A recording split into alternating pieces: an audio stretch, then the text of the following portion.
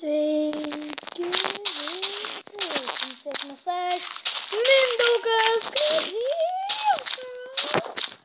Ir tą pamatėlę, tokią pamatėlę, kur užsidėti Minecraft'o Pocket Edition skiną.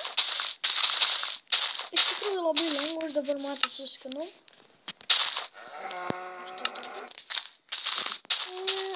Jums tiesiog reikės pasisiųsti vieną programą, kuri tikrai, man atrodo, nedaug užima.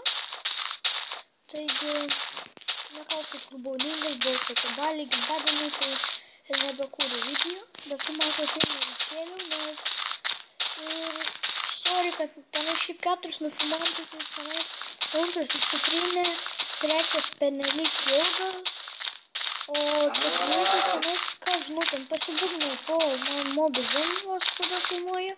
Taigi, ką reikia daryti? Tai jums reikia persisiųsti Skins Tailor. Jį galima rasti play parduotuvėje, parašote Skins Tailor, pirmas. Sudarysiu aš dabar jį. Ir paspaudžiate random ir ten susirasim dabar skiną. Kokį nors susirandas, kokį norit.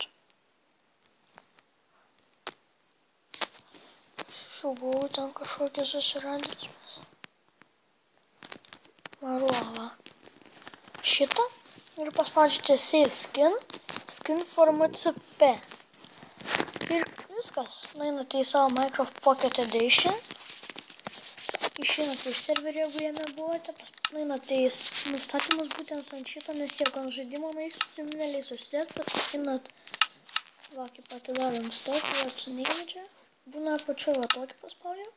Ir kur yra browse, paspaudžiat ant jo. Yra download, paspaudžiat.